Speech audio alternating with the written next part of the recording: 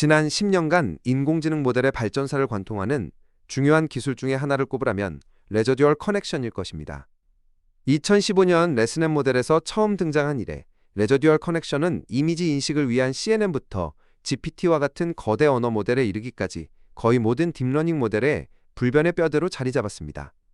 이 기술 덕분에 신경망은 수백, 수천 개의 층을 쌓아도 안정적으로 학습할 수 있었고 AI는 비로소 깊어질 수 있었습니다. 하지만 이토록 완벽해 보이는 기술에 숨겨진 한계가 있었고, 이를 해결하려는 시도가 AI를 더 똑똑하게 만들었다면 어떨까요?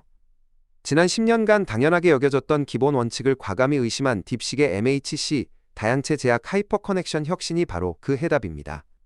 지금부터 AI 아키텍처의 가장 깊은 곳에서 일어난 이 조용하지만 강력한 혁신의 여정을 따라가 보겠습니다. 레저듀얼 커넥션의 핵심 아이디어는 놀라울 정도로 간단합니다. 정보가 여러 겹의 신경망을 통과하며 점차 희미해지는 기울기소실 문제를 해결하기 위해 마치 고속도로의 직통차선을 만들어주는 것과 같습니다. 신경망의 각 층은 입력된 정보를 바탕으로 새로운 계산을 수행합니다. 이때 레저듀얼 커넥션은 계산 결과에 원래의 입력 정보를 그대로 더해줍니다. 이 직통차선 덕분에 아무리 깊은 층이라도 초기 정보가 손실 없이 전달될 수 있었고, 이는 딥러닝 모델이 깊어질 수 있는 근본적인 토대가 되었습니다. 하지만 이 방식에는 본질적인 한계가 있었습니다. 바로 입력 정보와 새로운 계산 결과가 항상 1대1의 고정된 비율로 더해져야 한다는 경직성입니다. 이는 모델이 상황에 따라 과거의 정보와 새롭게 학습한 정보 사이에서 유연하게 중요도를 조절할 수 없다는 문제로 이어졌습니다. 이제 이 고정된 구조를 깨고 더 유연한 정보 흐름을 만들려던 첫 번째 시도와 그것이 마주한 문제에 대해 알아보겠습니다. 이 고정된 구조를 깨기 위해 바이트댄스의 연구자들은 하이퍼 커넥션이라는 혁신적인 아이디어를 제안했습니다. 그들의 목표는 명확했습니다. 고속도로의 직통차선을 하나가 아닌 여러 개의 병렬 스트림으로 넓히고 각 차선의 교통 흐름을 모델이 직접 학습하도록 만들자는 것이었죠. 하이퍼 커넥션이 성공했다면 AI 모델은 다음과 같은 놀라운 이점을 얻을 수 있었습니다. 정보가 흐르는 경로를 모델이 동적으로 최적화하여 더 빠르게 최적의 성능에 도달할 수 있었습니다. 그리고 추가적인 계산 비용 없이 모델 내부의 정보 흐름, 즉 배선을 효율화하여 모델의 표현 능력을 극대화하고 더 좋은 성능을 기대할 수 있었습니다. 하지만 이 혁신적인 아이디어에는 치명적인 결함이 숨어 있었습니다. 이 유망했던 기술은 왜 믿을 수 없을 정도로 불안정했고 어떤 문제를 일으켰을까요? 하이퍼 커넥션의 야심찬 시도는 폭주하는 신호라는 치명적인 문제에 부딪혔습니다. 여러 개의 정보 차선을 만들고 그 흐름을 모델이 자유롭게 조절하도록 허용하자 신호가 여러 층을 거치면서 통제 불가능할 정도로 증폭되기 시작한 것입니다. 실제로 불안정한 하이퍼 커넥션 모델 내부에서는 신호가 최대 3000배까지 증폭되었습니다. 이는 마치 누군가에게 메시지를 전달할 때마다 온 방의 사람들이 3000배 더 큰 소리로 외치는 것과 같은 혼란스러운 상황입니다. 이러한 신호 폭주는 결국 기울기 폭발로 이어져 모델의 학습을 완전히 붕괴시켰습니다. 이 문제가 발생한 근본적인 이유는 하이퍼 커넥션이 레저듀얼 커넥션의 핵심 안정성 원리인 항등 매핑의 속성을 깨뜨렸기 때문입니다. 그 안정성을 위해 존재했던 직통차선의 규칙을 없애자 정보 고속도로는 순식간에 통제불능의 아수라장이 된 것입니다. 그렇다면 딥식은 이 통제불능의 정보 폭주를 어떻게 잠재우고 안정성과 성능을 모두 잡았을까요? 딥식의 해결책인 MHC 다양체 제약 하이퍼 커넥션은 하이퍼 커넥션의 유연성은 유지하되 정보가 폭주하지 않도록 길 양쪽에 수학적인 가드레일을 설치하는 것이었습니다. 이 가드레일의 핵심은 이중 확률 행렬이라는 수학적 제약입니다.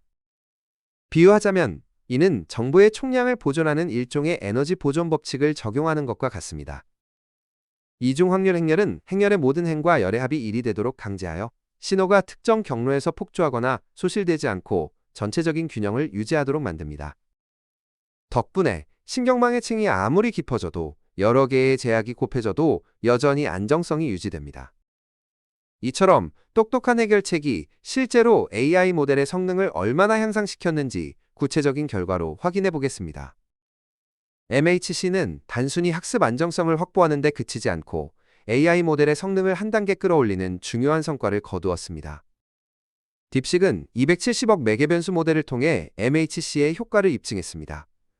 그 결과 기존 방식들을 압도했습니다.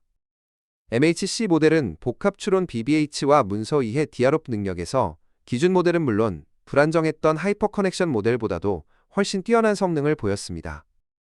MHC의 가장 중요한 의의는 더 높은 지능 밀도를 달성했다는 점입니다. 이는 단순히 모델의 크기를 키워서 성능을 높이는 것이 아니라 동일한 매개 변수를 가지고 내부 구조를 최적화하여 더 뛰어난 추론 능력을 이끌어내는 방식입니다. 즉, AI가 더 열심히 일하게 하는 대신 더 똑똑하게 일하게 만든 것입니다. 더 나아가 이는 AI 성능을 향상시키는 새로운 차원의 스케일링을 제시합니다. 기존의 데이터나 매개 변수를 늘리는 방식에 더해 모델의 내부 배선, 즉 위상을 최적화하는 새로운 스케일링 축을 개척한 것입니다. 이러한 효율성은 단순한 학문적 성과가 아니라 딥식이 처한 지정학적 현실에 대한 필연적인 대응입니다. 실제로 딥식의 주력 모델이었던 R2는 하드웨어 관련 훈련 실패로 인해 출시가 무기한 연기된 바 있습니다. 이는 엔비디아의 칩보다 다루기 까다로운 자국산 칩의 수율 문제와 관련이 있을 가능성이 높습니다. 이런 맥락에서 MHC는 하드웨어의 한계를 소프트웨어로 돌파하려는 전략적 승부수입니다. 완벽한 하드웨어 수율에 대한 의존도를 낮추고 제한된 자원 속에서도 단 6.7%의 추가 학습 시간만으로 최첨단 모델을 안정적으로 훈련할 수 있는 길을 연 것입니다. 안정적이지만 경직된 레저듀얼 커넥션에서 시작하여 바이트댄스가 제시한 야심찼지만 불안정했던 하이퍼 커넥션을 거쳐 마침내 안정성과 성능을 모두 잡은 딥식의 MHC에 이르는 기술적 여정은 우리에게 중요한 교훈을 줍니다.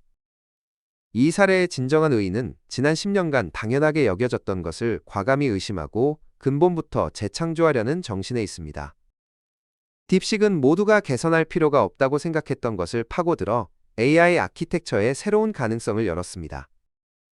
이는 화려한 AI 성능 시연 이면에 숨겨진 차세대 AI 모델을 가능하게 하는 매력 없지만 필수적인 안정성 엔지니어링의 가치를 보여줍니다. 여기서 진짜 무서운 사실이 하나 더 있습니다. 딥식은 이 핵심 기술을 숨기지 않았습니다. 그들은 MHC의 설계도와 논문을 전 세계에 오픈소스로 공개했습니다. 우리는 하드웨어가 없어도 이만큼 할 수 있다는 자신감일까요? 아니면 AI 표준을 자기들이 주도하겠다는 야심일까요? 확실한 건 이제 돈으로 밀어붙이는 AI 경쟁의 시대가 저물고 있다는 겁니다. 아무리 비싼 GPU가 수만 대 있어도 내부 배선 설계가 10년 전 방식에 머물러 있다면 딥시크의 효율을 따라갈 수 없습니다. 딥시크의 던진 MHC라는 파동은 이제 AI 아키텍처의 근본을 뒤흔들고 있죠. 결국 미래의 승자는 더 많은 칩을 가진 자가 아니라 더 똑똑한 길을 설계하는 자가 될 것입니다. 여러분은 어떻게 생각하시나요? 오늘 내용이 흥미로우셨다면 구독과 좋아요 부탁드립니다. AI의 깊은 곳을 파헤치는 분석, 다음 시간에도 계속됩니다.